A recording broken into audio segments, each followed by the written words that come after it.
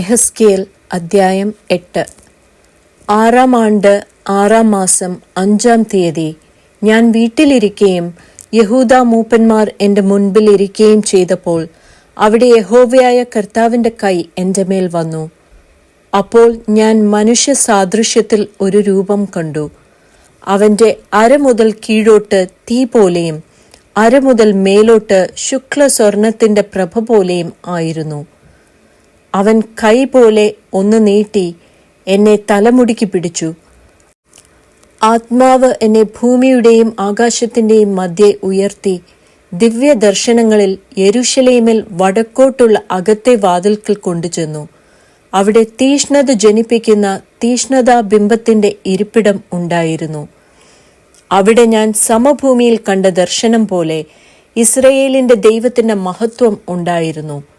അവൻ എന്നോട്, മനുഷ്യപുത്ര, തലപൊക്കി വടക്കോട്ട് നോക്കുക എന്ന് കൽപ്പിച്ചു.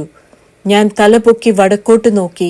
യാഗപീഠത്തിന്റെ വാതിലിന് വടക്കോട്ട് പ്രവേശനത്തിങ്കൽ തന്നെ ആ തീഷ്ണതാ ബിംബത്തെ കണ്ടു. അവൻ എന്നോട്, മനുഷ്യപുത്ര, അവർ ചെയ്യുന്നത് ഞാൻ എൻ്റെ വിശുദ്ധ മന്ദിരം വിട്ടുപോകേണ്ടതിന് ഇസ്രയേൽ ഗൃഹം ഇവിടെ ചെയ്യുന്ന മഹാമ്ലേച്ഛതകൾ തന്നെ നീ കാണുന്നുവോ? ഇതിലും വലിയ മ്ലേച്ഛതകളെ നീ കാണും എന്ന് അരുളി ചെയ്തു. അവൻ എന്നെ പ്രാകാരത്തിന്റെ വാതിൽക്കൽ കൊണ്ടുപോയി. ഞാൻ നോക്കിയപ്പോൾ ചുവരിൽ ഒരു ദ്വാരം കണ്ടു. അവൻ എന്നോട്, മനുഷ്യപുത്ര, ചുവർ കുത്തി തുറക്കുക എന്ന് പറഞ്ഞു. ഞാൻ ചുവർ കുത്തി തുറന്നാറെ ഒരു വാതിൽ കണ്ടു. അവൻ എന്നോട്, അകത്ത് ചെന്ന് അവർ ഇവിടെ ചെയ്യുന്ന വല്ലാത്ത മ്ലേച്ഛതകളെ നോക്കുക എന്ന് കൽപ്പിച്ചു. അങ്ങനെ ഞാൻ അകത്ത് ചെന്നു. വെറുപ്പായുള്ള ഓരോ തരം ഇഴജാതികളെയും മൃഗങ്ങളെയും ഇസ്രയേൽ ഗൃഹത്തിന്റെ സകല വിഗ്രഹങ്ങളെയും ചുറ്റും ചുവരിന്മേൽ വരച്ചിരിക്കുന്നത് കണ്ടു.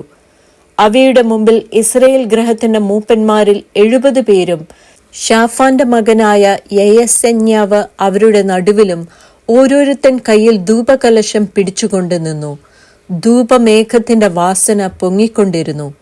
അപ്പോൾ അവൻ എന്നോട്, മനുഷ്യപുത്ര, ഇസ്രയേൽ ഗൃഹത്തിന്റെ മൂപ്പന്മാർ ഇരുട്ടത്ത് ഓരോരുത്തൻ താന്താന്റെ ബിംബങ്ങളുടെ അറകളിൽ ചെയ്യുന്നത് നീ കാണുന്നുവോ?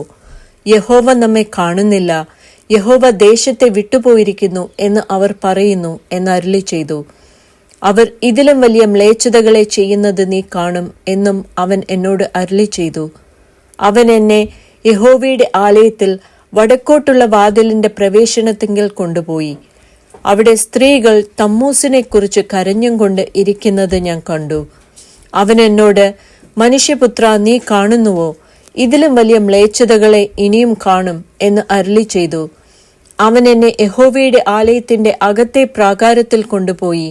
യഹോവയുടെ മന്ദിരത്തിന്റെ വാതിൽക്കൽ മണ്ഡപത്തിനും യാഗപീഠത്തിനും നടുവേ ഏകദേശം 25 പുരുഷന്മാർ തങ്ങളുടെ മുതുക് യഹോവയുടെ മന്ദിരത്തിന് നേരെയും മുഖം കിഴക്കോട്ടും തിരിച്ചുകൊണ്ട് നിന്നിരുന്നു. അവർ കിഴക്കോട്ട് നോക്കി സൂര്യനെ നമസ്കരിക്കുകയായിരുന്നു. അപ്പോൾ അവൻ എന്നോട്, മനുഷ്യപുത്ര, നീ കാണുന്നുവോ? യഹൂദാഗൃഹം ഇവിടെ ചെയ്യുന്ന മ്ലേച്ഛതകൾ പോരാഞ്ഞിട്ടോ? അവർ എന്നെ അധികമധികം കോപിപ്പിപ്പാൻ ദേശത്തെ സാഹസം കൊണ്ട് നിറയ്ക്കുന്നത് കണ്ടില്ലേ? അവർ ചുള്ളി മൂക്കിന് തൊടുവിക്കുന്നത്. ആകയാൽ ഞാനും ക്രോധത്തോടെ പ്രവർത്തിക്കും. എന്റെ കണ്ണ് ആദരിക്കയില്ല, ഞാൻ കരുണ കാണിക്കുകയുമില്ല. അവർ അത്യുച്ചത്തിൽ എന്നോട് നിലവിളിച്ചാലും ഞാൻ അപേക്ഷ കേൾക്കയില്ല എന്ന് അരുളി ചെയ്തു.